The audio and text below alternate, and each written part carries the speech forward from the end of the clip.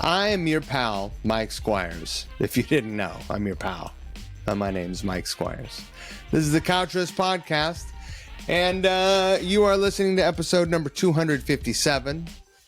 My guest this episode is the first ever repeat guest on Couch Riffs. That is right. My guest, Mr. Timo Ellis, one of the most prolific musician artists that I know, that I've ever known. He's the brain behind Netherlands, one of the craziest fucking bands you've ever heard. It's beautiful, and it's brutal, and it's abrasive and confrontational, and it's when you hear Timo and I speak in this episode in particular, you will understand that every choice he makes is everything you hear is very intentional, and so there's no accidents. As he states himself, there's no experimentation. He means everything that he's doing, and what a talent. So you're gonna get a glimpse inside of Timo's mind. Now, we go on for a while about things that are non-musical or music adjacent or musicians' struggles related, but mostly human related, especially in the modern age. And, here's the thing. Timo's going to say a lot of things that I think cross most people's minds. Most people just filter themselves because they're afraid to say whatever it is they're thinking. And Timo is a vocal advocate for climate and animal rights and civil rights, humanities. You'll see. We talk a lot. We say, and there's a lot of things said. Strap in, and also go listen to the Netherlands' new album entitled Severance. It is, like I said, Timo is probably the most prolific person that I know, creator that I know. And this, I think, is probably his best record, which is really saying something. He is peerless. He sounds like no one, although when he explains his influences, they make very, very clear sense. It's incredible. When he says it, it sounds very obvious, but I think no one else would take those influences and sound like Netherlands or sound like Timo, who's also a very versatile, wildly versatile musician. So I hope that you enjoy this conversation. I hope it provokes thought. I hope it provokes change. I hope you're doing all right. If you're listening, I hope you're doing all right. You deserve to do all right. Even no matter what, you deserve to be doing all right. That's what I think. Go and listen to Severance. Go listen to the album. It's beautiful. That's it. Listen, we've got a Patreon. We really need your support. Patreon.com/couchriffs. I talk about it every episode. I don't really want to talk about it a whole lot right now. I need your financial help. If you love Couch Riffs and you've got $5 a month to throw at us, that's great. It's needed more than ever, and I'll leave it at that. Thank you so much to people who are supporting already. You guys are great, and you're the lifeblood and you're the life of the party here. So thank you. I want to thank Variety Coffee Roasters in Brooklyn, New York. Variety has a number of cafes in Brooklyn and in Manhattan. Visit varietycoffeeroasters.com and subscribe to their coffee service. They just send you coffee as often as you want it, once every week or 2 weeks or month. They'll send you a 12-ounce bag. They'll send you two 12-ounce bags, 5 pounds, whatever you want. It's delicious. I drink it every day. I love it. I wouldn't tell you to buy it if I wouldn't get it myself, which I do. So thank you, Variety Coffee Roasters. You guys are awesome. Don't forget the golden rule. Treat people the way you want to be treated. You might be into some weird shit, but I want to be treated well. Treat people well. Imagine if everyone treated each other well, how everyone would have an amazing day. And imagine if they did that twice in a row, they might have an amazing week. And imagine if they did that a few times and they had a great year. And then before you know it, everyone's got a beautiful life. Good. This is how we do it. We should cover that song. I love that song. It is. I'm into all that 90s I R&B always like flavored hip hop. the fucking. I know this is stupid. This is, of course, I'll admit this publicly. You know, when you just make up your own lyrics for shit just for fun. For the longest time, I knew these weren't the lyrics, but I was like, for old gym neighbors, you got mad flavor. For old gym neighbors? You know, from fucking... yeah, Gomer Pyle. Yeah. I mean, anyway, why not? Again, speaking of fucking old person references... Yeah, no, that's totally the market for that song. No, yeah. Absolutely the market for that song. Gomer Pyle viewers and fans. For sure. What's his name? Montel Williams? Montel Jordan. Montel Jordan. Montel Williams was a talk show your host. Montels. Yeah. Yeah, there you go. I'm sure everybody mixes. That's not true, actually. I'm sorry. Not everybody mixes up the Montels. I don't know very many Montel. I mean, I only know of 2 Montels. There are probably a lot of them. Only 2 of them are famous. It's not like Joe. There are a lot of famous Joes. You mean besides those 2 or those 2? There's... All right, moving on. Timo, I'm so happy to see your face. Yeah, you too, man. I'm so happy that we have time to catch up. And how's the audio? I'm wondering if it's more flattering if I sit over here. I don't think so. Everything's great. All right. Everything's awesome. The building's on fire. Everything's awesome. The world's on fire. Who wants some soft serve? Yeah, exactly. How's my hair? It's good. Exactly. Yeah.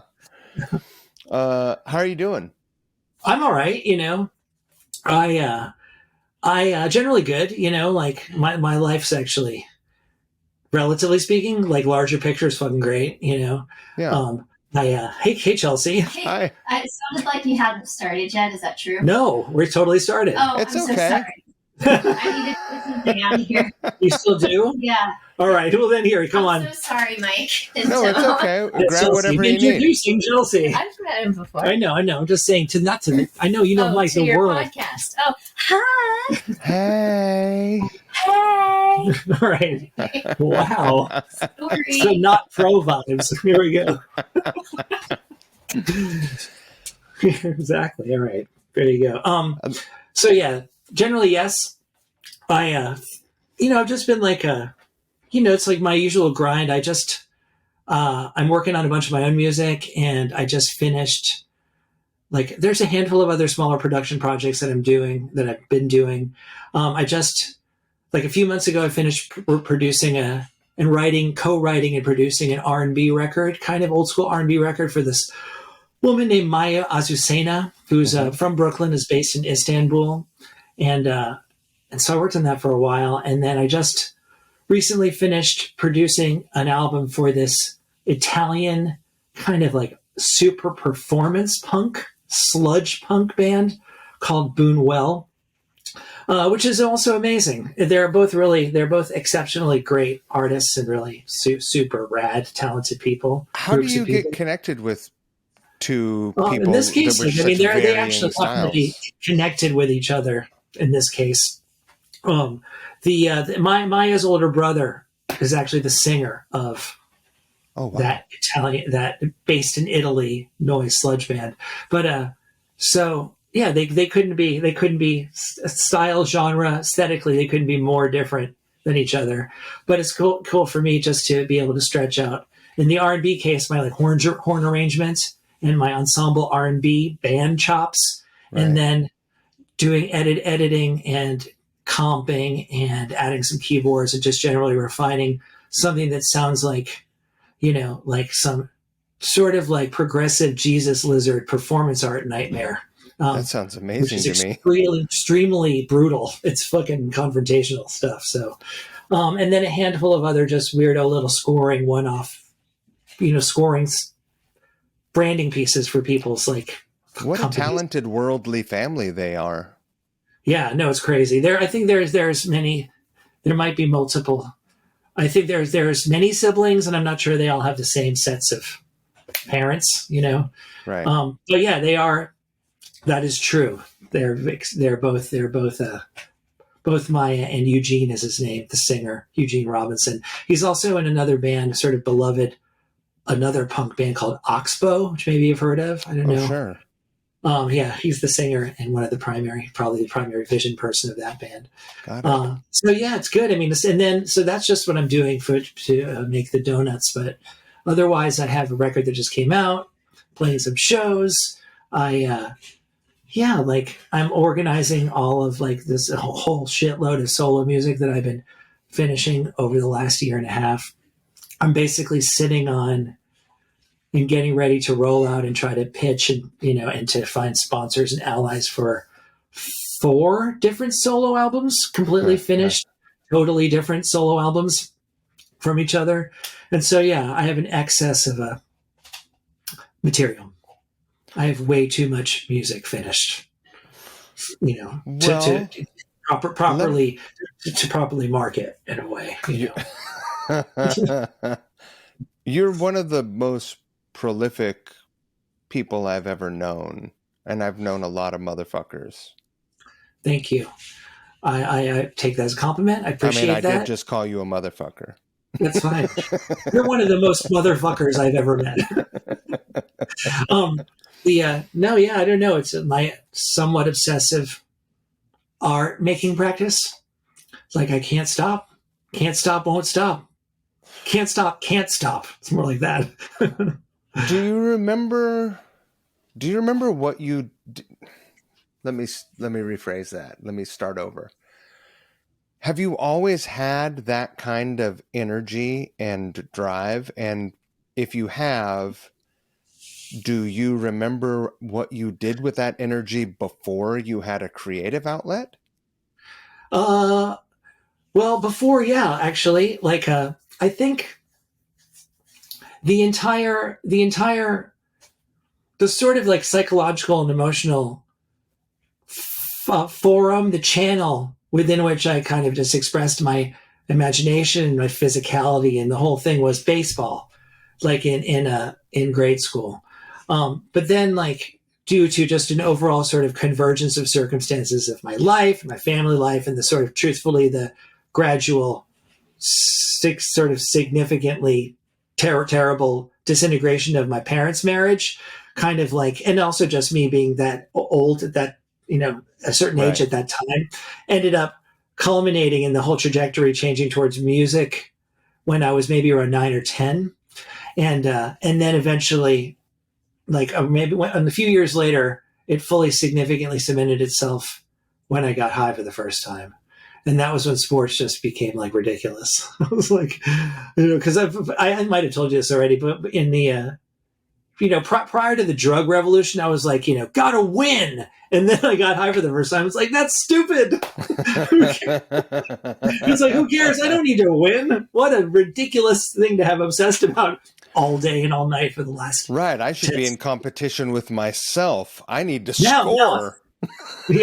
Now I can just beat myself up in a fun and in a creative way. Did you grow up going to see the Yankees or the Mets? I was a Yankees guy. Yeah, that's I went to games occasionally. I listened to it on the radio and then TV and stuff. But Yankees, like that whole 77, 78, Reggie Jackson. Yeah, I was just like a total geek. That was just like the greatest. That was at that time. That was exactly. It was the greatest like moment in my entire life. I went and got Craig Nettles' autograph at like an in-store.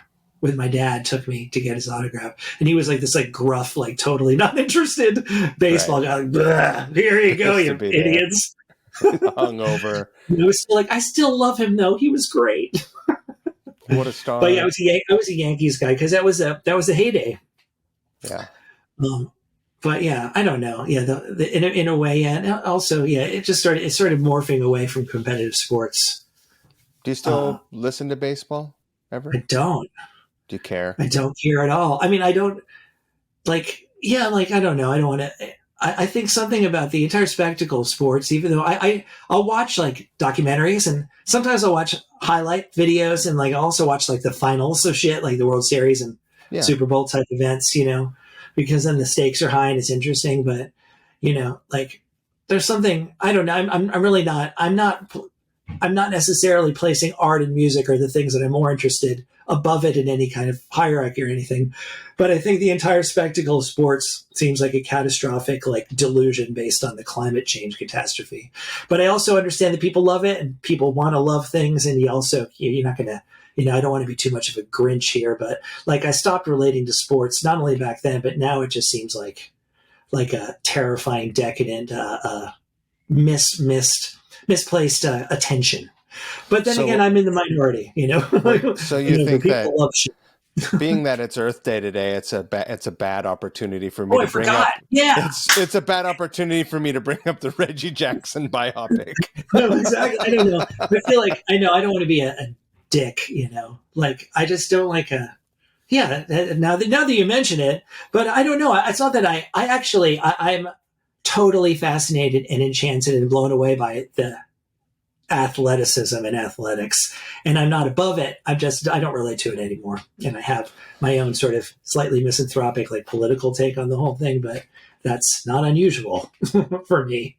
I am kind of blown away that we have to have an Earth Day, or we have to have, like, it's a tragedy that we have to have Earth Day or Black History Month or Women's History Month. Like, it should just be a part of the flow of information that happens to us at all times, and it should be an important part of base curriculum. Yeah, I agree. Because, yeah, sorry, go ahead. And that we've arrived here is really the sad thing. Yeah, and that's also, like tokenistic fucking nonsense. Like on a psychological level, even allocating a month or a day for something that's, existentially like foundational is insulting and absurd and bogus. But maybe it's better than not having them, but marginally. Right. It's not, I'm not so sure. Environmental issues has been a huge topic for you in your music forever. Yes. What it feels like forever. Yeah. I'm an animal. I'm a humanoid ape creature living in the terrestrial situation in New York. And the only thing that your heirs, your children, anybody that comes after you really is going to care about is the health of the land and the air and the water bases. That's all that matters. That should be our only priority, considering how much we're, fouling the nest right now on such a unimaginably terrifying and catastrophic level. But yeah, I know it's a process. It's a process where we won't learn, and we'll probably end up exterminating ourselves because we wanted to keep having fucking Wi-Fi or whatever. Right. Do you think that we'll actually be extinct? I think no. We definitely won't go extinct. I'm just saying that the carrying capacity of the Earth can't possibly sustain this number. There's going to be mass die-offs over probably the next couple of 100 years. Yeah. And like whatever, it's horrible. I don't want to be cavalier about that. It's actually unimaginably horrifying predicament that we're in. But yeah, the idea that the sort of latent assumption and hope that everybody in the world via capitalism, by techno-industrial capitalism, is going to be able to like level up to this like level of middle class fucking American kind of material existence is totally absurd. And, it's dangerously delusional, and it's predicated upon these ideas of endless growth and endless resources. And it's totally not rooted in reality whatsoever. And so I think that, and so of course I would hope that we would try to downshift and, continue to try to reform some of the more egregious expressions of exploitation and just of destruction. But we're barely going in that direction. And all the biggest actors, the most nefarious actors, are really just, driving us all over the cliff, and so definitely not extinction. I doubt that. And pending, it's possible. Pending, there's some of these climate change induced, like feedback loops of the kinds of things where they can actually predict the rate with which like the sea levels rise and also the global temperatures rise can vary. I mean, we're already experiencing the freak weather events are that's just a new normal, so to speak. And so, maybe in the next 10 years, like the summers are going to be 150 degrees or, it's going to be like it's 120 and 130 now in places in India and Africa and even in, there are places in North America. There are places in California. I lived in the desert for a while. So, it would be 120 degrees, 122 degrees. Yeah, it's. I don't know. I mean, I don't want to talk shit. I'm really hoping that I don't want to talk shit about the Earth. I know, not the Earth. In case she's listening. Yeah, she is listening. So I'm. Yeah, it's taking me a long time to try to organize my philosophical and my sort of moral perspective on everything in a way that might compel me to fundamentally sort of redirect the entire sort of trajectory of my life to try to be of more activity, activism, of service to these, to be of service to restoring and rescuing Earth's remaining life support systems, not only for all of humanity, but for all of non-human life, which is just generally regarded as not even really being. When people think of life, they primarily think of the human race, and everything else is just this sort of secondary, supportive, like background actors that just enable us to be able to continue on in our grotesque, modern lifestyles, etc. And so it's an ongoing process of anger and grief and, trying to possibly, to galvanize myself to greater action and to, maybe act in such a way that's in service of the collective good in a ways that I never have in my entire life, which I think is the change. That's being the change I would want to see is that. But again, I'm just saying I'm barely at the point I'm at in my life. I'm just starting that kind of thing. But that's what's on my mind about all this stuff for sure. Just casual stuff. Yeah. You have no idea, man. That's not even half of it.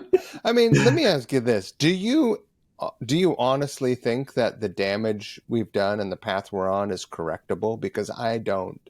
No. I mean, maybe like the it's not in metaphor.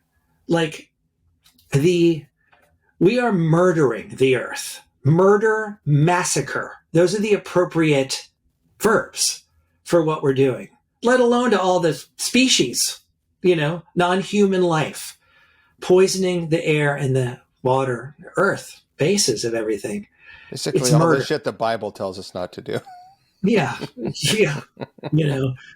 Oddly, maybe not oddly, but yeah, there is some wisdom in all that stuff in certain ways. But so yeah, I mean, the oceans are going to be fished out in the next 20 plus years or less. That's an absolute terrifying, criminal, grotesque shame. It's a moral abomination. And so, yeah, all we can do is try to there's degrees of horribleness that we can just try to reduce.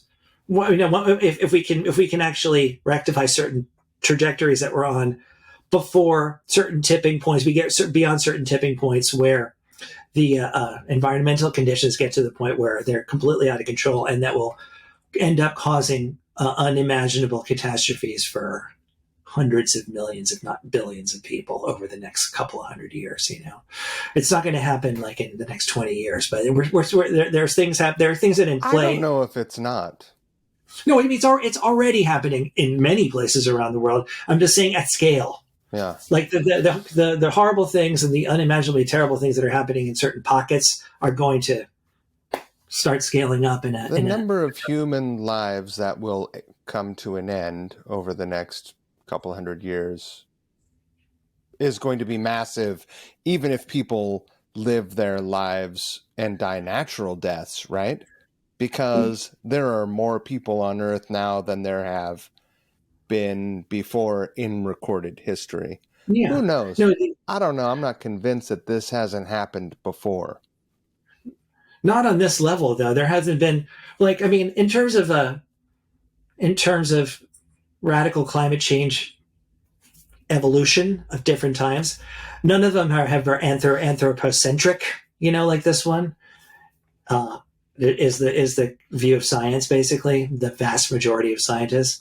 But like the human population has quadrupled in 100 years.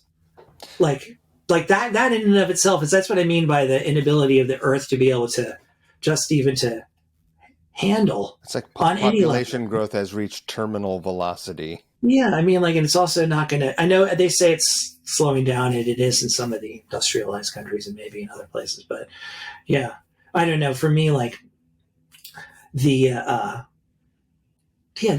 is there's ways in which where I feel like the people in the sort of modern so-called first world, in the westernized modern techno-industrial world, are so deeply like bamboozled by propaganda about the myth of endless growth, and that like it's that they're just operating as if we're living in like 1900 like and it's so the conditioning, the brain, the delusion is so powerful around this that sadly, as is I believe often the case, just on sort of on a cellular, on a human level, that it usually takes people something catastrophic and horrible happening, like hitting bottom on some level, some kind of catastrophe, for people to wake people up and be like, okay, humanity, like maybe what do we do now? Like maybe what do I do? Like, humanity hasn't hit rock bottom now yet. It's like, dude, we're going to use AI to like blow up my TikTok or whatever. It's like, it's really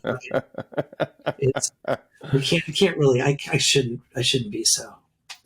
I shouldn't be smug about that, because it seems completely delusional and terrifying, incoherent. Like the majority of at least our American world pop culture, and the way everything's being framed, and is so all of the talk about like the concern we have about the climate in the world is so pitifully downplayed, and if not just ignored, and also underfunded, and just generally diminished in favor of like all this hopey, futury, very sort of popular.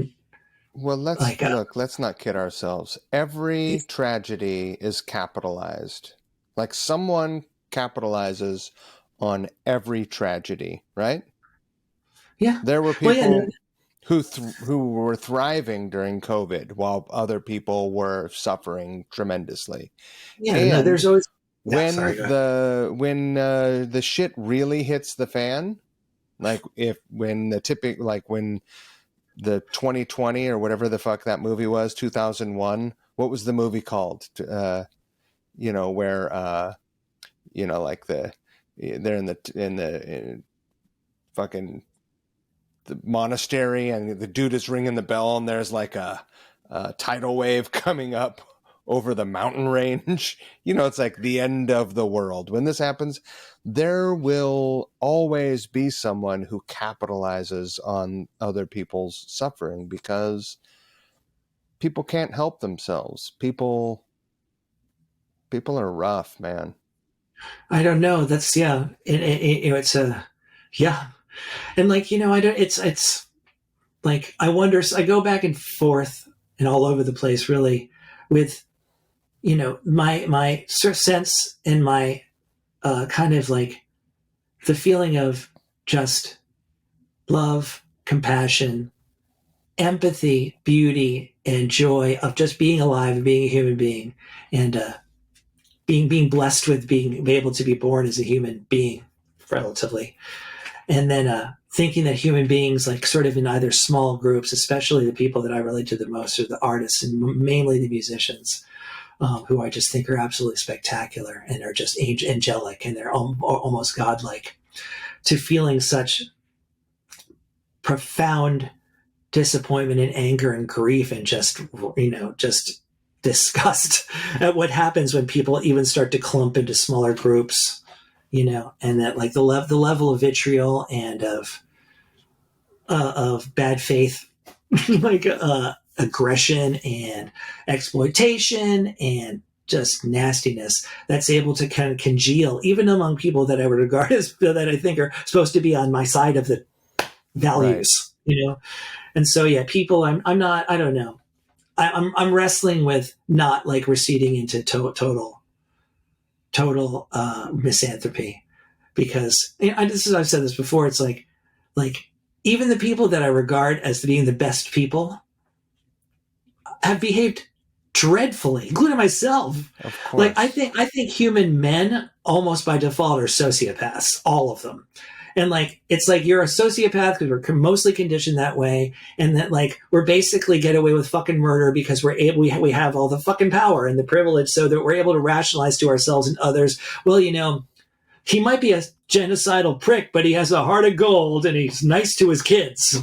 You know, there's so much just so powerfully deep propaganda around masculinity and about, you know, in the ways it wasn't always like that in all cultures, and it depends. I'm not making too big of a generalization. Like that is way too big of a generalization. However, on balance, if I'm looking at the situation, like I think human men are the problem, and they should be, you know, we should be, you know, voluntarily or somehow be prevented from being at the wheel for like 1,000 years. We should take that the very nature of being the problem means that like they will not go quietly. Men, like, no, I know. Men especially simply won't go quietly. It's all just envy. They're just a bunch of like bitchy, needy sociopaths who like basically torture everyone else because they're jealous. That's how I really feel. Honestly, all the misogyny and homophobia and transphobia, everything is all just like latently, it's all envy, because they all realize that they don't have the power. They're actually weak, you know? And like, I know this is a sort of a broad stroke. At the same time, like, I don't know, as they say, prove me wrong. Like, I'm just saying, like I said, the best people I know, like the best men I know are like they were just behaved so terribly. They're not, short of being predatory or being sociopaths or like, you know, really like super exploitative. Like it's the nature of male privilege to fucking exploit it until for some reason that like either you have some kind of epiphany about it or something happens in your life that forces you where you crash and you're like, actually like, you know what, maybe I like want to try to have empathy and solidarity with anybody else but myself, you know? And so, I don't know. I don't know. It's like, I feel like this is a little over the top, I realize, you know, and the truth is more nuanced, but I'd rather sort of polemic. I'd rather sort of argue on the side of like, trying to puncture all the propaganda where men are able to convince themselves that they're like all fucking like these golden lion, beautiful characters, when in fact they like network with each other on the basis of all these horrible ethics of exploitation and ignorance and domination and fucking violence, you know, and you know, so all that stuff. So I think men need to be abolished. Men need to abolish themselves. You know? I think men are sold that concept from an early age. Many men. Yeah, no, I mean, it's such, I wonder, and if you're really having any kind of intelligent conversation, all of this stuff is, my critique is squarely based on me living in the end of the 20th century, now 21st century. Sure. And just the sense of the general character of colonialism and imperialism, and generally the kinds of people that are grouping together to like, you know, like incinerate villages of civilians. It's like, you know, it's generally has this whole ethos of sexist and racist domination and sexist domination. And so, I don't know, that kind of stuff to root out in the young people seems, and for, you know, young people to actually, to themselves to elect to be the breaking wall of the people that actually decide to we're not going to perpetuate those fucking horrific patriarchal values anymore. Blah, blah, blah. Okay, thanks. It's hard enough to be 51. I'm so glad I'm not 21. Yeah. No, I know. I can't even like, I'm completely bamboozled by the internet. I'm fucking destroyed. Like, I'm just saying, I can't even imagine if I grew up with that. I would be like even more mentally fucking ill than I already am, you know? I wonder if it would be less important if you were 30 years younger, if it would be less essential to your everyday? Which part? The internet and social media stuff, because we grew up with this idea of the old machine and the old music industry machine being the way, right? Yeah. And it was slowly taken over by this new way, right? Yes. Although, yeah, I don't know. I mean, are you, for sure? I mean, honestly, like, it'd be some, like, sort of generic, like, older person when things were better. Like, I don't really believe that at all. Oh, I don't. I generally don't. Yeah, I know you're not saying that. I don't believe that at all. I'm just saying that I think that the ubiquity of the internet and all the now, like, tablets, smartphones, screens, and that the way that these big companies have basically wormed their way into our entire lives in the deepest, sort of most disturbing possible ways is unique to this generation. And so, at least theoretically, a lot of the younger people are more savvy about it. They're kind of, because they grew up with it, and they're maybe more politically and, like, sort of philosophically savvy about it. At the same time, I would say that, like, this is something I generally am constantly sort of, like, moaning about, or kind of, like, angrily worrying about it, is the degree to which almost everybody I know is a fucking addict. Like they also, like, really downplay, like, you say you're addicted to your internet use. They're like, yeah. Like, it's nothing. Like, no, like, it's really fucking disturbing. Like, and also, Yeah. you can't trust addicts to, like, accurately assess what the fucking what their relationship is with things, and especially about this, which is totally celebrated. It's explosively celebrated by the culture on every possible level.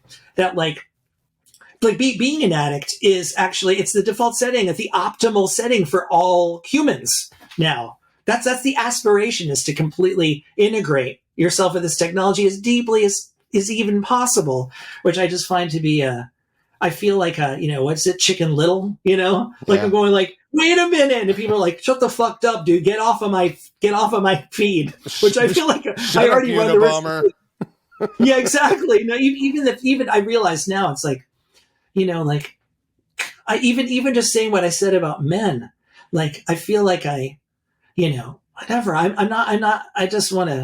I'm just trying to keep a foothold in fucking decency and reality, and not just end up, like, kind of just aligning myself with all this avalanche of ideological stuff that I've grown up with that, like, ends up convincing me, like, well, things are bad, kind of bad, but I'm kind of cool, and, like, I'm doing great, and, like, I just feel like and everyone's internet use more or less drives them in the direction, like, away from sanity and away from other people, regardless of appearances, blah blah blah.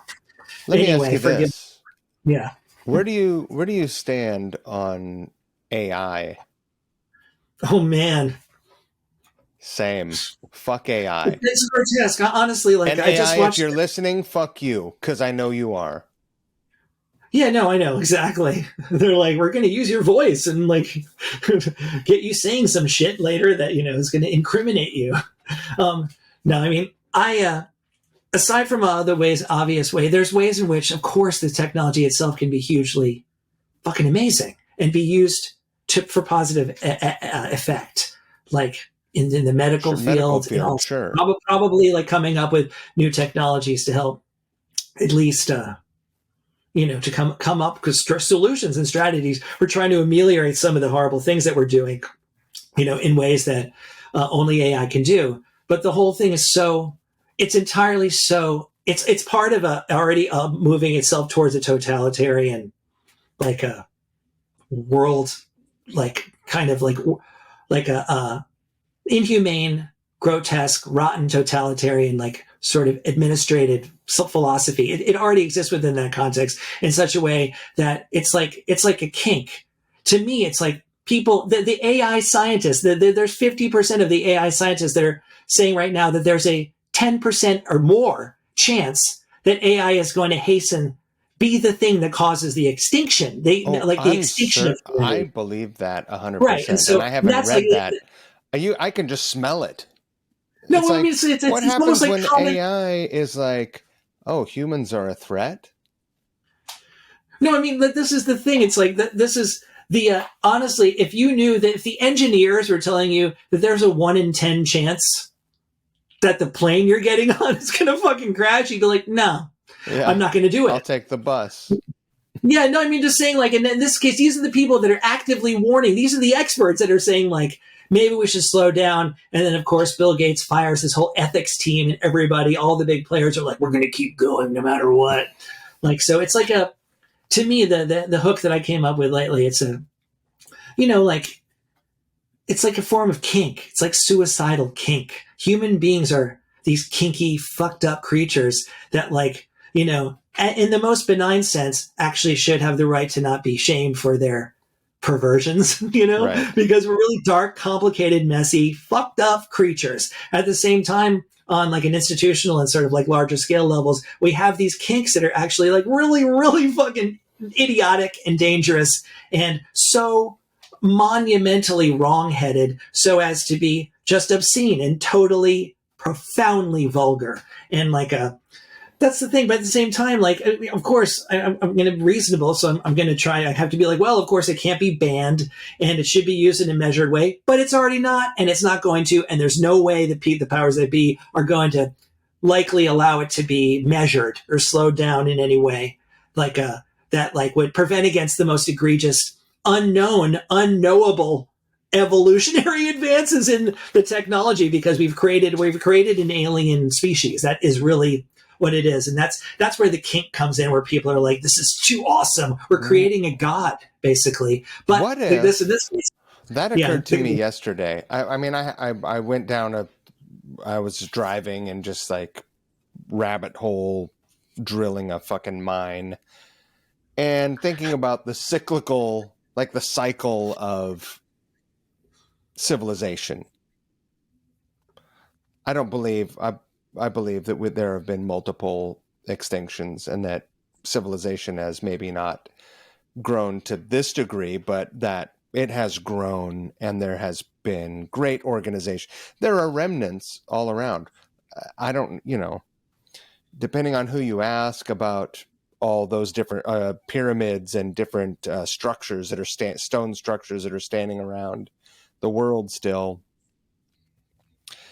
Some of them. Did you see that? Did you watch the ancient? What the fuck is it called? What, Ancient Aliens? No, that's a little too hokey for me. I like it. There's a lot of hoke there. Yeah. I look at it more like some kind of Disney thing. No, Ancient Extinction or some shit like that. It's No. That's fine. I'll send you the link. It's great. It's really good.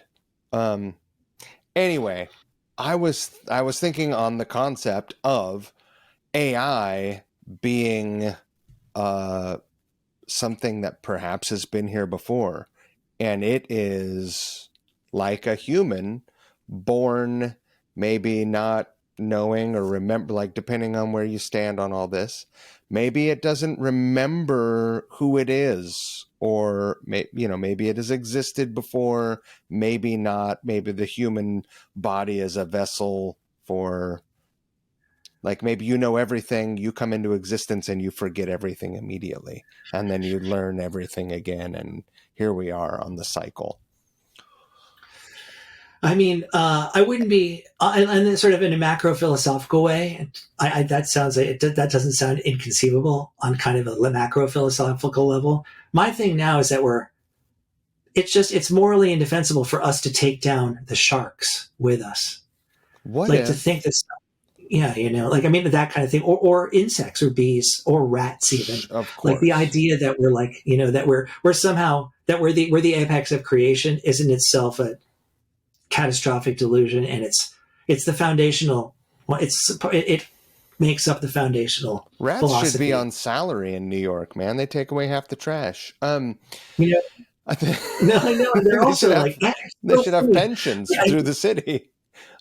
They should have influencer careers. What if this is a big what if, and obviously you can poke a lot of holes in this because humans made AI, and humans are fucking fallible. So, but what if AI? Oh, you know what? Holy What if- shit, Mike. Oh, you know what? Fuck. I'm so sorry to interrupt. I have to do a text message. Go ahead. Can you pause? Yeah. All right, sorry. All right. I made an appointment to pick up my guitars from this person. Is there any way to pause this and resume? Is that even possible? Well, how No, long? yeah, from now? I'm sorry. Only I forgot I can edit this out. Oh, okay. Basically, Yeah. like I'm picking up Trevor, who does all my guitar stuff. He's going to come up in front of my building probably in like 15 minutes or 20 minutes, and then I just have to run down and grab him. So I'd have to take like a 10-minute break, something like that, or less. Okay. So sorry about that. That's the thing I forgot when I said we can change our appointment. So Right. sorry. Anyway, you were saying. I'm so sorry to interrupt with that. What about this idea? Yeah. What if AI wasn't a dick? What if AI is better than humans and doesn't feel threatened because it understands its superiority by not having a mortal vessel, and it devises a plan to repair the Earth because it realizes its survival hinges upon that as well. This is in the most general sense. That would be amazing. Obviously, like my layperson's relatively totally uninformed understanding of this is that because it's aggregating from the entire world of data of the world, which is so on balance overall not oriented that way at all, that like it's it would have to be if that wouldn't happen on its own at all. And even that, like even trying to trying to direct it ethically and morally in such a way would require like an extremely elaborate set of programming parameters in order to guide it so that it wouldn't just automatically want to keep itself alive no matter what. Like the whole thing about it is that like AI, it's as it develops at least the sort of the appearance of sentience, like like that guy with the New York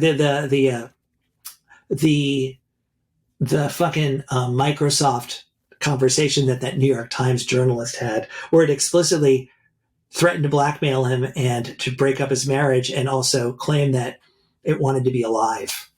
Which is all in entirely that in itself is a fraction expression of all the literature and all the speculation and all the philosophy and speculation about like what we believe in AI would do. But I just think to answer your question, you're saying what if that would happen? Well, because it's based on human psychology, that won't happen. It seems extremely like unlikely to the point of being negligible that somehow AI would be like, I'm going to orient myself in a way other than what my human inventors like are in the billions of the trillions of data points are thinking and feeling. So I don't know. That seems to be one of the legitimate fears and concerns about it, is that AI is already indicated. I think that's the point. The AI is already demonstrating that that's not going to happen. It's already not happening. Right. Even if it helps you write like good essays and content for your thing, and also does medical research. It taught itself, chemistry, like unprompted. I don't want to have anything to do with it. I don't either. It's, look, there's enough video footage of both of us and enough recordings of our voices and enough things that we've shared on the internet, which now all seems like a fool's errand. There's enough of this data out there for AI to fabricate horrible things. And it would never have to launch a bomb. It could just say, it could just make a thing. It could just make a video of Biden going, hey, China, you guys suck dicks in hell. Go fuck a donkey or whatever. The potential for that kind of faked, misleading, non-reality based media And then we just is kill each so other. fucking powerful. It's so terrifying. Like, just before I continue, just to vaguely and only semi intelligently continue about this, anybody that is even interested in this perspective should watch a video recently. It's from the last couple of weeks by Tristan Harris. He's from the Center for Humane Technology. It's just called the AI Dilemma, where he breaks down the mechanics of what the implications are and like what the scientists are saying, and why now is the moment to actually avert unimaginable tragedy and catastrophe. And he can obviously articulate it in a much more comprehensive and smart way than I'm trying to do right now, which is just a layperson's intuition of like, nah, man, not feeling it, I am not feeling it. No. I ain't using that shit to write a bio. I ain't using that shit to nothing. I'm not using it for shit. Yeah. Fuck that. I don't even I don't know. It's part of me is like, the part of me, the lazy, like, part of me is like, it's like, hey, ChatGPT, how do I successfully have a music career? But then that's the whole thing about that is it'll just aggregate from a bunch of shit, and half it could be wrong, like, or whatever. Right. It could be bullshit, And so it's all like it's like a weird cognition fetish. It's a weird like automation fetish that like it's not weird. It's a normal. It's like the exponentially more fetishized iteration of just like machine fetish, techno fetish, in a way that I think is so wrongheaded. That's not where we need to be going on any level overall. We have even if we're able to, yeah. We have a fearless level of willingness to subscribe to just information and information that keeps us ignorant also. Yeah, like I feel like if you don't go out and have experience, you don't really know. Well, right. I feel like in this case, like that's also something like the agency and this natural human nature tendency towards organizing and collectivism and collection action, especially in the United States, probably more than anywhere else, has been completely beaten out of us since the beginning of the 20th century by Walter Lippmann and those people. And manufacturing consent to get people to advocate for World War I is when the social engineers actually figured out and started trying to browbeat people into like apathy. And because people generally have if you look in France or anywhere, people everywhere but here out in the streets and willing to die for even much less like a grotesque fucking grievances, and like to actually put their lives and their bodies and their lives on the line when the powers that be end up like exploiting them or just doing stupid or retrograde or horrible things. We're here, because we live in such a free society, relatively speaking, and these propaganda instruments and institutions have been so powerful for the last 100 plus years that like it's basically anesthetized and pacified all of us into the majority of us into like a stupor, into apathy. And so it's a paradox though, because we have access to so much information and we can be educated, hyper educated on a certain level at the same and simultaneously. And like, we won't get imprisoned actually for having anti-authoritarian views, or, we're not going to get like executed for just having anti-establishment views like you can in China and Russia and many other places. But like, I think that's, but through a lack of collective action, corrective action, we've been conditioned to accept horrible shit as the norm. When why would you settle for I don't know. I feel like we can do a lot better. I'm glad. It's great to live in America. We have a lot of opportunity and freedom here. but that's not an excuse for really awful shit. We can do much better. No, I agree. And like, I think that like, you know, and in a way it's like, you know, just the first principle, basic things that are within our sphere of influence as consumers and citizens. There's big quotes around those, but like, that's really why the thing that's the most kind of bewildering and the most sort of disturbing and terrifying is the degree to which I believe there's a paradoxically but very powerfully a direct correlation between the degree to which people think that they're participating using all these platforms, using on their devices, when they're actually, by and large, the vast majority of the public is actually participating by themselves, other than these like peak, like actual tragedy, catastrophe driven moments that galvanize people, like when George Floyd got murdered, to actually like puncture the delusion and to actually get up and get out and to join a movement of any kind. Like, the thing is that I feel like these platforms, by and large, they end up working against the ability for people to be able to develop momentum in order to actually get out of their house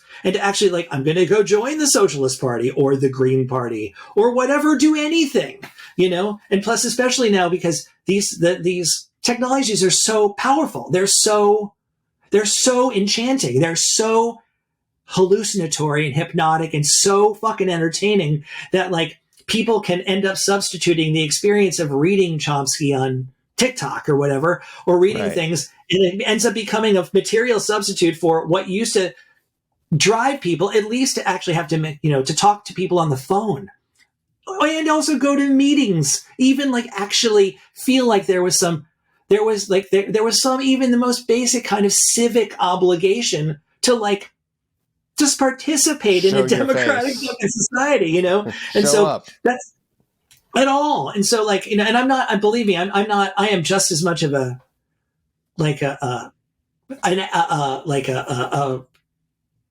casualty of this whole type of thing. And I have really deeply mixed feelings about it. And I'm getting to the point where I'm like, oh my God, I've fucking bamboozled myself, and I've allowed myself to kind of like retreat into this fucking fantasy world, which is like I started, you know, there's a direct correlation between what I'm doing and the fact that all this fucking horrible stuff's happening in our cult, in my own culture, my own city, my own country. And so my thing is that it's just so ridiculous. And no one, I feel like making this case, it's like, it doesn't land with anybody because we're so deep into it. But I'm like, I don't think that we're going to necessarily make the kinds of sort of paradigmatic, more of like sea change types of movements towards the kinds of things that we want to happen unless people get offline a lot more. People have to, like, this is what I mean about, it's like a nation of full-blown alcoholics. They can't be trusted. Their perception of everything is fucking skewed, you know? Yeah. And that, you know, at the same time, because it's just so, it's deeply paradoxical, because it's I think people's sense of loneliness and their sense of connection and their sense of participation and collectivism is actually triggered and sort of engaged and ameliorated by all these things, which further the delusion of us actually being like a part of any kind of collective. It's, if anything, it's making us more competitive, alienated, atomized, lonely, envious, petty, polarized than ever. So for me, the thing I'm kind of realizing is like, if any of the shit that I'm fucking talking about and shit that I'm talking is going to track in morally in reality at all, I'm going to have to make some serious changes and actually be willing to, first of all, deal with my addiction to my phone and my computer and to email and to television streaming. Even watching this much shows in a row, I think there's a direct, more often there's a direct fucking correlation between the amount of Netflix that people watch and the lack of like revolutionary fucking activity in our culture, you know? Sure. And I'm just as guilty of that as everybody else, but I'm just like, I'm even just trying to, even talking to you about this, going like, help, oh my God, we've all gone fucking crazy. And meanwhile, people are like, what, it's fine, yeah, like, you know, and I'm like, I don't know, it seems like very disingenuous and total fucking bullshit to me. Do you think that this is the most miraculous time to be alive or the most pathetic time to be alive? Well, no, I mean, it's in terms of depending. Well, it depends on where you are. In some places you could argue it's like the most wretched and unimaginably horrible and just grotesque and rotten and inhumane and just disgusting and like just a hateful, contemptuous of human life and of the earth in the systems. history of humanity, though, it's not like we have a great, especially Western world. It's not like we have a fantastic record for our humanitarian efforts throughout history. No, of course not. With that in mind, and with the perspective that this is a death plow through every ecosystem in existence. What a time to be alive! No, what a fucking honestly, time. No, I know, and also it is. Truthfully, I don't want to sound like I'm some kind of hateful or apocalyptic or man-hating crank, because I'm not, and I wouldn't want to qualify that. Truthfully, yes, of course, in ways in which the arc of time, whatever that, I think it was Martin Luther King, the arc of history bends toward justice, however slowly. Obviously, I think there's in many ways culturally we're evolving, which of course is great. I mean, slavery got outlawed. Generally there's at least some lip service being paid to trying to reduce racism and sexism and homophobia and transphobia. And yes, I mean, there's ways in which this is the absolutely, yes, it is totally miraculous. And I would say that just life itself is fucking miraculous and incomprehensibly amazing. And it's especially amazing if you happen to have the great privilege to be able to live in a country that has running water and toilets and actually free speech and anything in functioning infrastructure. It's I think it's really easy for people to and if they don't forget, or they just have no idea, especially in Americans that are so insulated and isolated, that they don't have a visceral sense of how lucky we are to live in this country, as horrible as the imperialist hegemon is, and all the genocidal havoc we're wreaking everywhere else. So the answer to your questions, they're both true.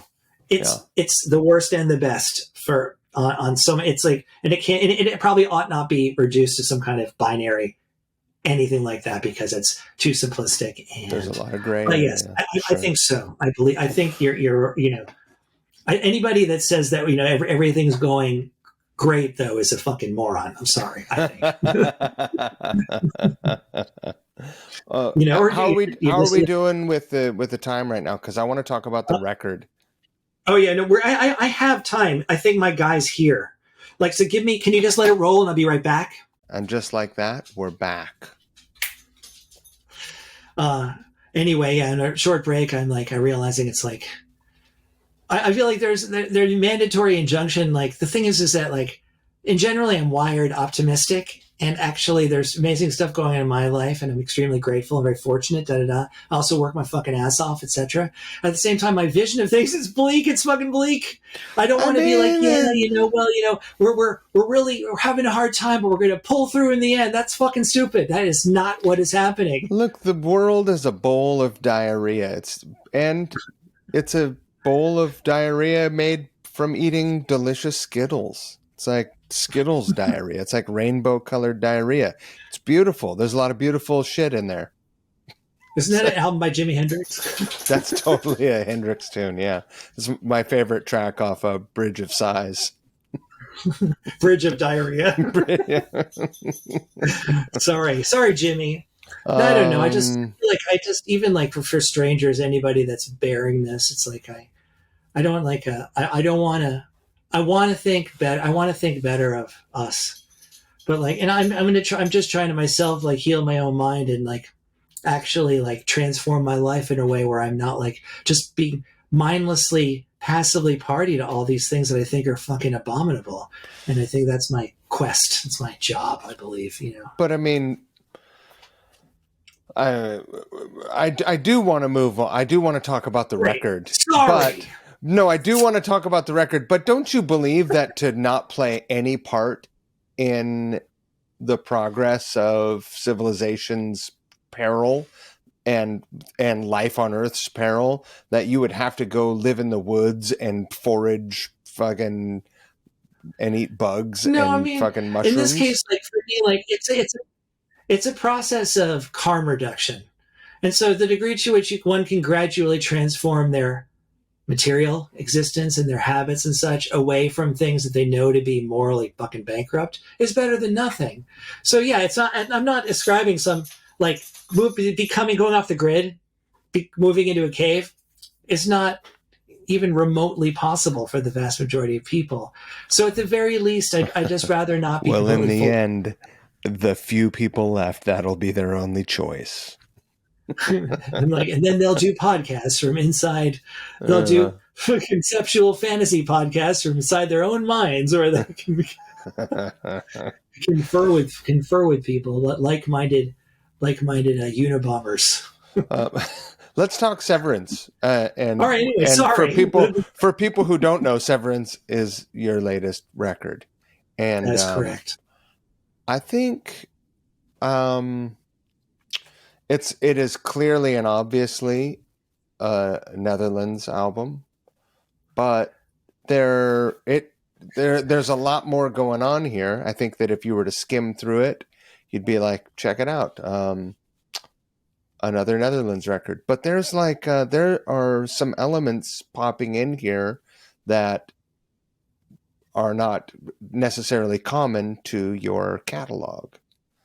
A little bit. I mean, sorry, go ahead. Obviously, there's metal. There's toward the end there's some mid-century sort of exotica, classic, like American songbook stuff almost. And 60s then industrial, which isn't, that's not a stretch. But there's one thing really stood out to me, and it was the most conventional guitar sound that I've ever heard on a Netherlands album. And I think that it's the sort of like shreddy guitar lick at the beginning of the song Severance. Oh yeah. That's in the normal register. That's in the normal octave register. Right. There's no like bass synth pedal on it. And tonally it's, people hear it and they go, there's a shredding guitar right there. With much of the way you approach guitar playing, that is not super evident, right? People wouldn't necessarily hear it for the first time and go like, listen to that wild guitar. It's like, wow, there's a lot going on here. What is it? Well, I don't know. I think it's funny that you like. I'm deep. I'm albums deep into this kind of like low octave, like an octave down.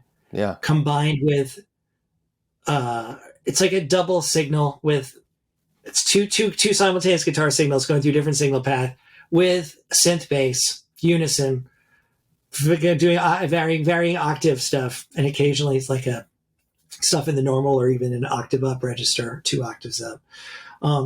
As we've talked about before, like, I don't know, I'm kind of like, yeah, it's almost like, I mean, in a way, it's almost like, it's like a mutant bass. It's closer to that. It's right. Not like traditional guitar at all.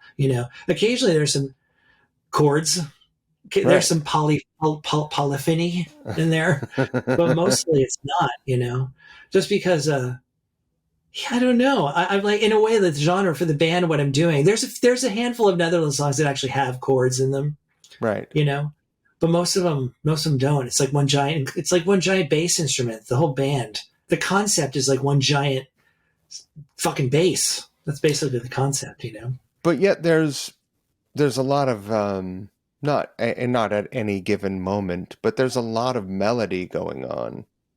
Yeah, the counterpoint with the vocals, that's the whole thing. I think I might have mentioned this. It's basically like the whole concept is generally like, it's as if Simon and Garfunkel and Philip Bailey joined the Melvins. Right. That's basically the fucking. That's what I've been trying to do the whole time. It's like choral vocal music with R&B falsetto vocals with fucking Matt Pike. That's just what I've been going for the whole time. And to me, because I'm like, why not? Those are the most satisfying things to me. And of course, there's some guttural sort of grunty death metal stuff too. But truthfully, I'm not really taking that stuff very seriously. If anything, it's like a color. Like, honestly, full disclosure, almost all the grunty vocals are not lyrics. I am just doing that purely for phonetics. You know, there's some. Cool. I feel like the vocals in that regard, you went particularly grindcore, like death metal grindcore on this album, more so than on other albums. Yeah, I think so. I don't know. I think that's true. Like, I don't know. Excuse me. I think, like, I mean, if I'm really being honest, there's a part of me that's just been influenced by the musical culture and such, where I'm kind of like, all right, why not try that? But like, it's definitely not the primary sort of mode of vocals for the thing, because that's just not who I am. And it's also not really that's not the band. That's not really the whole kind of vocal approach concept of the band. Sure. But as a tonal element, yeah, I definitely did a lot of that. And like, it's the kind of thing like singing like real melodies, like actual discernible melodies when I'm playing all sorts of complicated shit is more difficult to execute. Like going the whole time. It's like, yep, sounds great no matter what. So there's an element of like, it's like a hack. It's like a rock hack to be like, because then people are like, he's being intense. It's super intense. I'm like, well, I'm not really being, I'm not making fun because I really love it. But at the same time, there's other people, like actually Michael from Car Bomb, the singer of Car Bomb, sings on the first song. Yep. And I was realizing when he did it, he does the kind of vocal, super guttural thing, and he means it. Like, he's so good at it. It's like fucking disturbing. It's terrifying. It's like really powerful the way he does it, because he's like a real bona fide purveyor of that whole style of vocal delivery. And I was like, oh yeah, there's someone that actually does it, who knows how to do it, when I sound like I don't know what. I don't know. It's like a little weird to me. So yeah, I did that. It's just like a tonal element. There's only one singer in the band, and he alternates between the guy from, like, you know, Emperor and Philip Bailey. Which is true. You know, I think it makes it so that people think the music's like annoying or fucking whatever. Right. But, you know, fuck them. I don't care, you know. I think there's a little Morris Day too. Yeah, there's a huge thing of Prince. It's all Prince and MJ. Yeah. Like the whole interstitial, ooh, wow! All that stuff's all from Prince and MJ. Yeah. Which is indelible in my whole fucking thing. I can't, as punctuating vocalisms and elements, it's like, it's in all my music now. I can't help it. Yeah. It's like a disease. I can't stop doing it no matter what genre it is. But yeah, I don't know, man. It's funny. Like, I realize that overall, the reviews for Severance have been overall really good. I think Rotten Tomatoes would probably get us in the 80s or maybe 90s even. Although there have been some that are doozies where people fucking just trolled the shit out of me, which is harsh. Have people really hurled Rotten Tomatoes at this record for you? No, I mean, on verbally, in terms of like the kind of like you know, bordering on contemptuous dismissal of it. Yeah, and like, I mean, it's because I think it's the reason I even brought this up is because I think it's because I'm, from a certain perspective, I'm not doing something that obviously is just one thing or the other, and I'm kind of genre fluid. Right. You're not a doom purist. Yeah, and people that actually like that are also that like, where I do like, where there's like a kind of like a fucking almost like a murder drum and bass kind of song on there. Then there's the 60s ballad. Then there's a kind of like waltzing, kind of almost like Southern rock, country rock, like doom waltz, which was actually co-written by my old friend Garth Reeves, who you know. Is that a Nubbin song? No, it's a Garth solo song, Celia's Mansion, that one. Oh, wow. And I wrote new lyrics for it, and I, you know, kind of rearranged it or whatever, but it's just one of my favorite songs for years. So yeah, there's a kind of enough musical variety on it with the vocal variety that I think people that my suspicion is that people think that I'm like trying to be cleverer than I am. like they think that I'm like, they don't realize that I'd mean it. They think I'm like kind of being funny. I'm like being like I'm trying to be like, like a quirky or something when I'm just Right. like, no, I'm just, that's the thing. It's like, I'm fucking older than, I mean, people ascribe influences to me that are a generation later than the ones that I actually have, And so in that respect, when people think that you're ripping off artists from the next generation, then it just seems incoherent.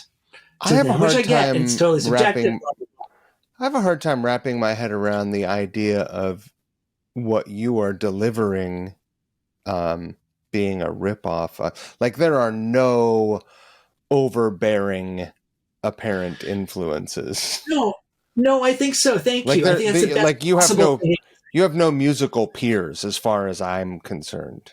That's the greatest thing you could have said. I so genuinely appreciate that. But yeah, I mean, like that's what I mean. Like that's what I'm saying. It's sort of the genetics of Van Halen and the Cars and Sabbath and the Wipers and Diamanda and Yoko Sure. and fucking Dio and fucking P-Funk and fucking Chrome and the Butthole Surfers and No Means No and the Bad Brains and Minor Threat and fucking Aretha Franklin and Nina Simone and and then fucking, Richard Pryor or whatever, so whatever the whole thing. Like I was going to say Gallagher, but he's not cool enough.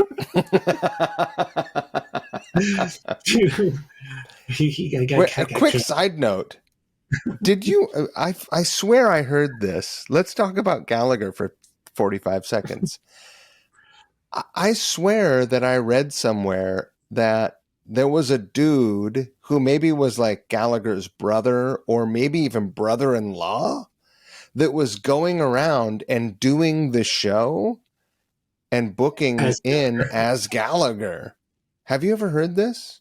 No, that's amazing though. Isn't that? It's like for people just want to believe. Yeah. Like didn't look anything like him at all. A different body. It totally didn't. I mean, it's like going and seeing Foreigner. Yeah, they're like, yup, look great to me. He did the watermelon thing. It's perfect. Yeah. I wouldn't. I know you can't fault people for their dreamy wishes for things to be other things. I think it's awesome. I hope I'm remembering that accurately and that it's true. Maybe. Anyway, thank you for your kind words about the record. Here, I got one here. Here it is. Oh, yeah. That's a vinyl record there, kids. It's, the thing about vinyl records is that they're not, they're, the generation of 20-somethings and up now, they know what a record is. They just call them vinyls, which bothers me, but I've grown to accept it. I want CDs to come back. I think they are coming back. That's I'm what sure I heard. That they will. I mean, cassettes are back. Did you make a cassette? I haven't. I still. Where are they? I still all of it within arm's reach. They're everywhere. I still have all. I mean, people are making cassettes again, so everything. Pretty soon. Like, I don't know. It's cool. I don't know how to play it, but it's cool. What was cool 5 years ago that isn't cool now? I feel like the CDs, whatever. I appreciate Svart, who's our record label for this record, made vinyl for us, which is fucking amazing. I'm very grateful. It's an incredible thing to have sponsors like this, whatever, people working with you. In general, just on a sort of macro philosophical level, I also think that no one should be manufacturing vinyl anymore because it's completely non-biodegradable on any level. Like I looked that up, just like a couple of years ago, and they're like, make an ashtray out of it, like make a Frisbee out of it. Like It's actually more toxic to try to melt it than it is to do anything else with it. So once you make it, it's like going to end up in a landfill for the next 6,000 years. So it'd be better to not do that, but I'm also not going to I'm not going to turn it down as record companies in my future want to make vinyl for me. I'm going to try to do limited runs. That's the way you put a green stamp on it. It was like, this was made by people that thought they cared.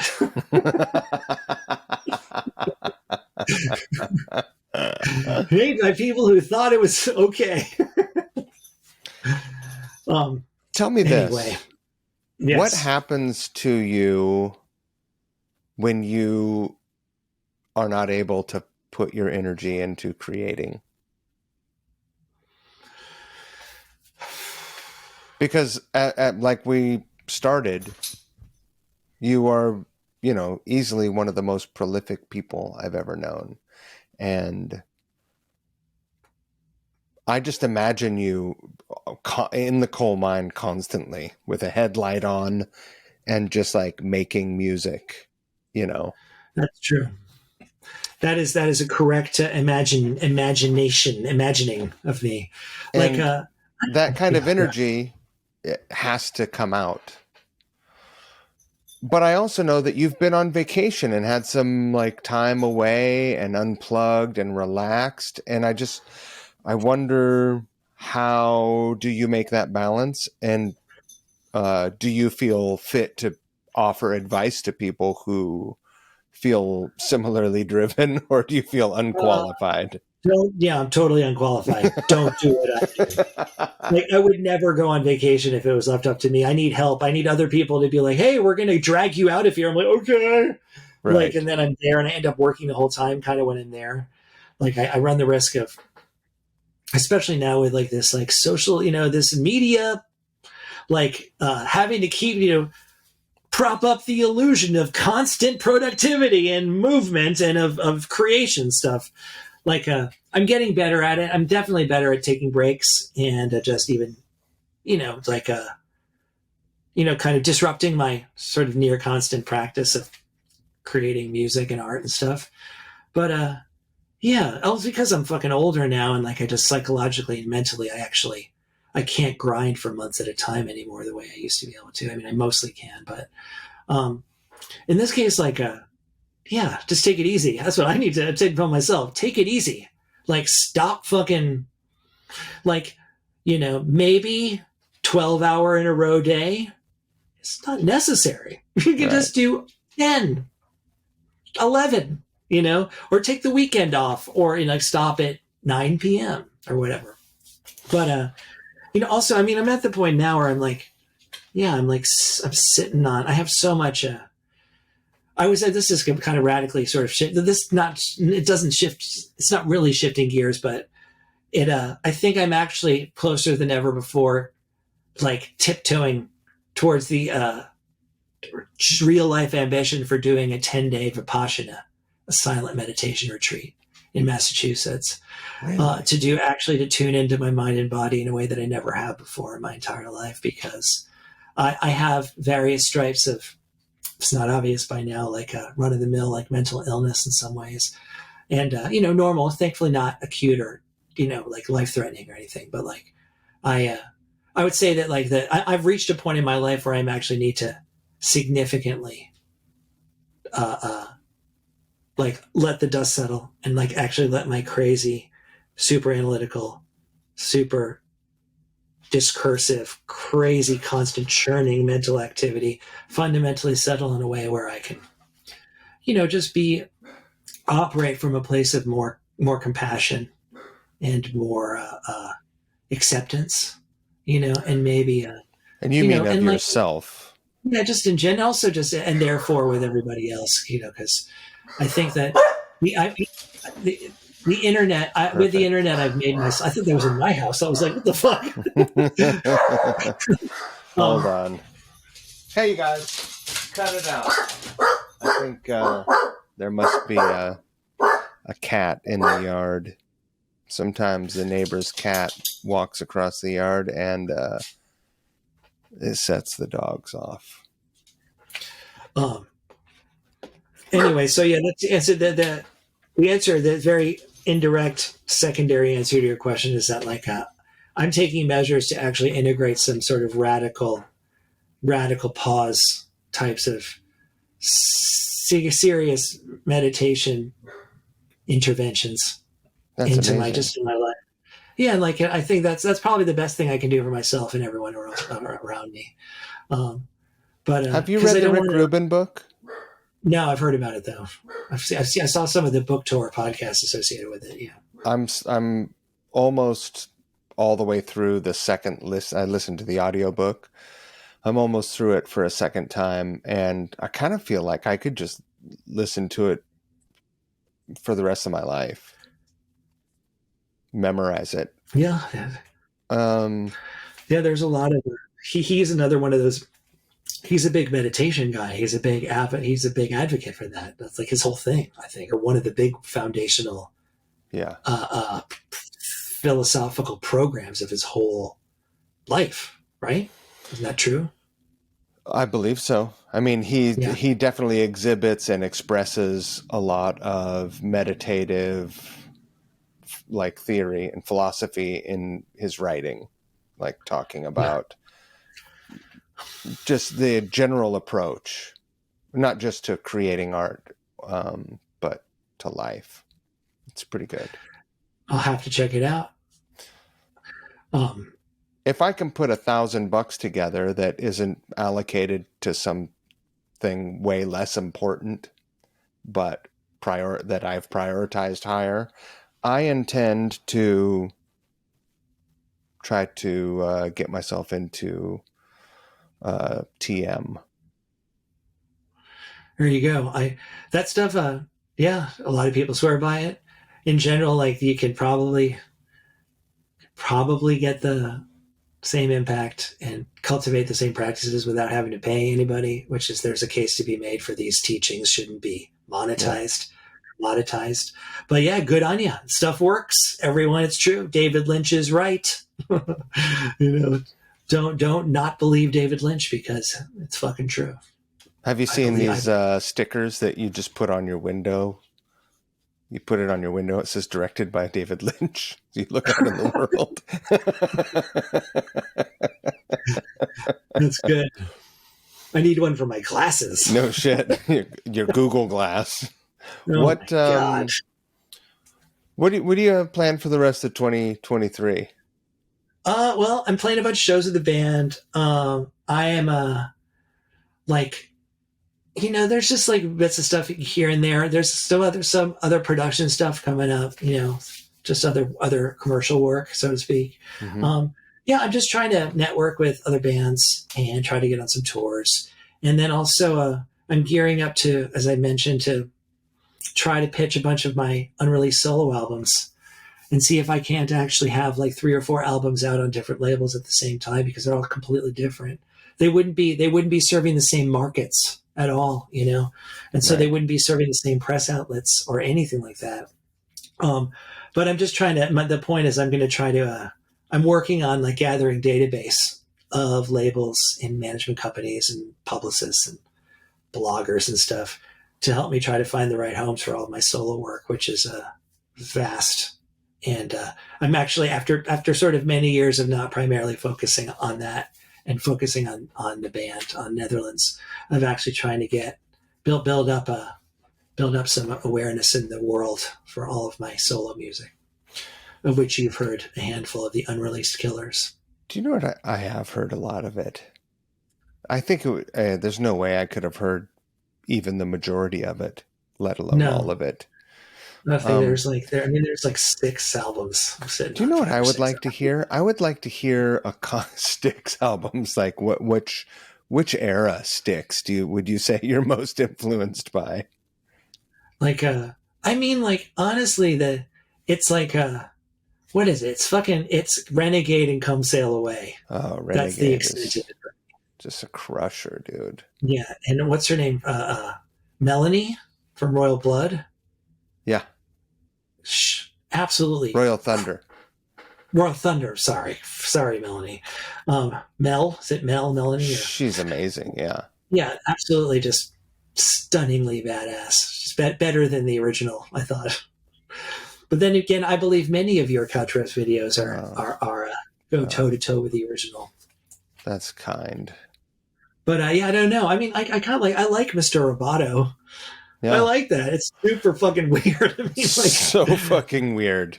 So fucking weird. But then you gotta credit them for keeping up with the synthesizers. I can't I don't know. This is completely unsolicited. I cannot believe how much I've been geeking out lately about how much I love Rush. I didn't think it would be possible for me to love Rush and Van Halen more than I already do. But my my heart chakra or whatever is opening more deeply somehow at this point in my life. And I've become an absolute, even a deeper super fan than I already was. So it's not Styx. Do you think that their odd meters introduced you to, weird music on a sort of foundational level that got you prepared to make unconventional music? Or do you think that it's unrelated? I don't know. I mean, they were probably because I listened to, on rock radio, what was then just rock radio, which is maybe the beginning of classic rock radio in the late 70s and the 80s. Because they used to play Yes, and they really used to just unlikely bands were popular. Yeah, no, they could also play entire album sides. They used to play that without commercial interruption. Da, da, da. Right. So I got familiar with some, and then I ended up.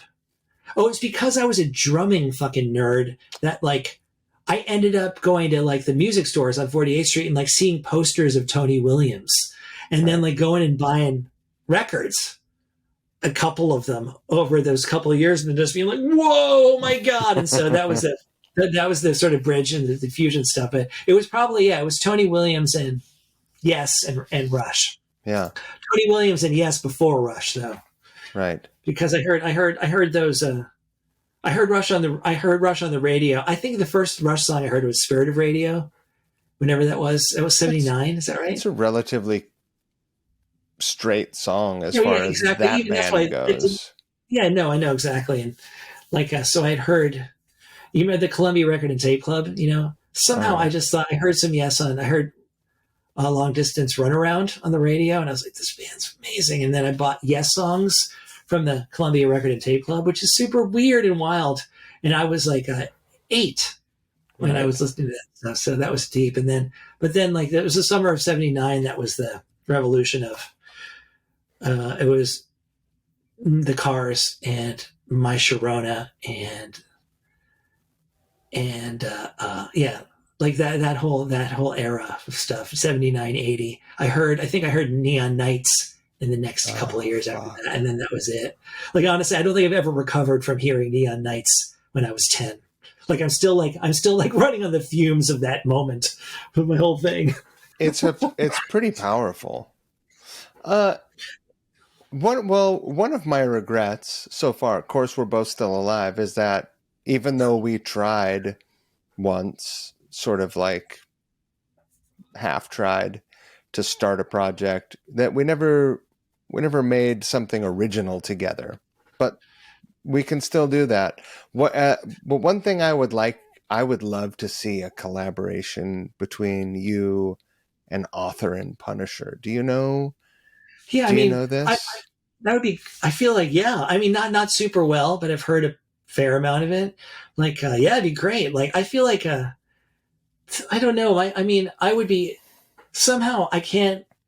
I might be. Maybe I'm totally wrong. I don't want to disparage myself here, but I think that somehow I have this sort of neurotic, maybe just insecure, preemptive sense that he wouldn't really understand what I do. I'm too earnest. I'm not severe enough. In a way, his stuff's fucking amazing. Yeah. But I feel I don't know. And this is totally subjective, but for better or worse, I feel there's a level of kind of earnest, sort of open-heartedness to my thing that I do in a funny way. It's not there's kind of holes in it. There's cracks in the psychology of the thing where I'm not doing this thing that's it's perfect and you can't you just must reckon with the intensity of the thing that I'm doing. Where my thing, there's some humor in it, and there's some kind of sensitivity, and there's some kind of lightheartedness at the same time with the fucking brutality of the thing. In which case, somehow I doubt that he might be this is cool, it's not my thing. I would love to though. Why not? Right. I can also, as an acting direction, I can be I can go. Was that your best villain, Selmo? I'm capable of that, but that's just not my. That's not my character. It's like not my personality. It's not your resting like, Timo face. It's not making like fucking ukulele albums and like R&B albums like I am. Right. Maybe he is. I don't know. They're like. Right. I want to share that. I don't know if maybe you never heard that in its entirety. The record that I made for and with Maya is some of my best work, and it's such a it's not even a departure, but it's just in a different musical fucking lane. Send entire it on. genre. Send it on. It's also very. That's what I was reminded of that. The music that I'm also making at the same time making. I mean, stuff on Severance is fucking aggressive. It's really loud and it's kind of confrontational. It's punk as fuck. I think it's your best record. Thank you. I appreciate that. I really appreciate that. Thanks for saying that. But I'm just, I'm also, I have other interests. Like, I mean, these other records I'm making at the same time are nothing like that at all. So blah, blah, blah. I did have one last question specifically about Severance. And because I know you labor over many, many, many decisions, I was curious about your decision in the sequence of the album, because we both come from a time when the sequence of an album is fucking crucial. Yes. Like you switch two songs, the entire vibe changes, right? That's true. Yes. Were you heading off into this? Because you could have started this record. You could have almost sequenced this in reverse, and it would have a similar effect. It just would be sort of like in the mood of a day, or like a day cycle. It would be like not setting sun emotions, like mellow out. It would have been like the sun coming up and then the heat of the day getting more intense, right? Yeah, I think it's interesting. Like, for a second, I was like, "Wait a minute, maybe I should just reverse it, like fully." Just play the record backwards. The end, it wouldn't entirely work. But like, I mean, this is the thing. I've got some feedback from the public, some critics, and just people, listeners, or whatever. Everyone's a critic. I've kind of had raised eyebrows about the sequence. I love about the choice. Thank you. Like, to me, like this is maybe the third. No, they all. I end up the third act, like the character of the third act, for me in this context, oftentimes, like, I often end up wanting it to be bittersweet.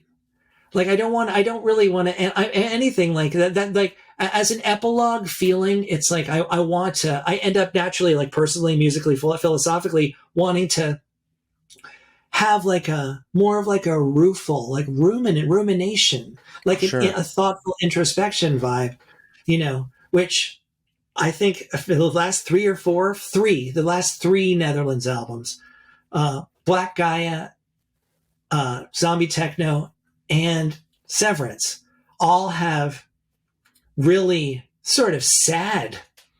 I mean, Celia's Mansion is a little more, it's sort of got a soaring little bit of an inspirational vibe, but it's also pretty sad fucking shit, sad bastard. But only the thing, not only in terms of the final feeling, the culminating feeling that you're left with, the feeling, the vibe that you're left with, but like, in addition to wanting to have sort of be some genre adventurousness, a little bit, some tonal variety, so that you're not really sure what the hell's happening, or it's not just a sequence, not like the same thing. And now there's like two fast ones and then a slow one, then two more fast ones and a slow one. And then like there's a ballad and then it ends at like, I'm not interested in, like, I'm not interested. I haven't been endeavoring to try to like make records like that. And like the ambition is to try to have it be a little more theatrical, sort of more cinematic, Well, right, like, in the cinematic sense of storytelling. There's the Yeah, and introduction also, of characters, the story arc, and then there's yeah, the, like the actual, third act. exactly, like explicit 3-act structure with an obvious, like an emotional arc and also a narrative arc without being a full-on concept record or whatever. But like I personally, I mean, I'm glad I think this way. It's totally subjective, but I think the fucking sequencing is perfect. Yeah. It couldn't be any different.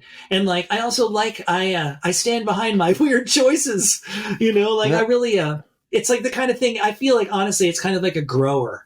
If you're not familiar with it, you might be like, what the fuck's happening? But if you listen to it a few times, it'll like sink in that like, there's nothing superfluous. There's nothing like I'm not experimenting. Like, I'm not like kind of going, hey, let's just try this and see if it works at all. Nothing. After having made this many records, and in general, of course, I think this is just my thing as an artist, but like, there's not a shred, not a second nano shred of information on that record that I don't mean. There's no fat on it at all. Now, if you don't like the music or you think I'm goofy or whatever, you know, God bless you, whatever. But like, there's no part of it. Yeah, bless your silly heart, your sweetheart. You know, whatever. I'm just saying that like, I'm very passionate. I'm very adamant about the fact that like, I'm not fucking trying things. Like I am extremely explicit about everything I'm doing on these records. And so when especially because it's relatively quirky compared to maybe other artists, whatever, people think that I'm like just kind of being like, whoa, look what I'm doing. And I'm like, no, man, I'm doing this. It's not, on purpose. right. It's not improvisational music. No, I'm not like, one thing if I was like 21 and I was like, I don't know, or whatever, you know, and like, it's still fucking kind of like trying to find my way, find my footing. Okay, I said that was going to be the last question, but this will be the last question, and maybe you have an answer, maybe you don't. On the subject of album sequencing, is there a record that you reference when you are sequencing a record for vibe? Not, you know, like, there are records that may or may not be your favorite records, but the sequence of them is really powerful. I think Guns N' Roses' Appetite for Destruction is a fucking masterpiece of sequence art craft. Whether or not every song is a banger doesn't matter. Like, and when I listen to it, even if I stream the album, mentally, I flip the record or the tape, and my Michelle starts side 2 with a brand new energy.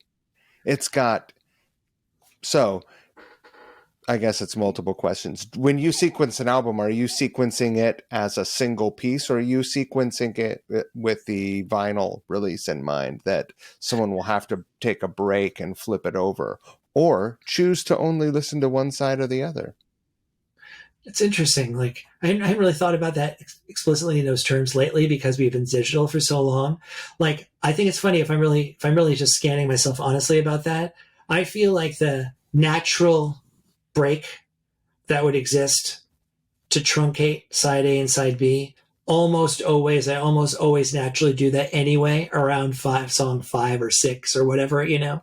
Like, I think I've internalized the genetics of vinyl storytelling limitations into my album making things enough so that, like, without exception, whenever I do have to, I've never been in a situation so far where I'm like, oh my God, there's no obvious mood change on side B. I kind of always naturally do it.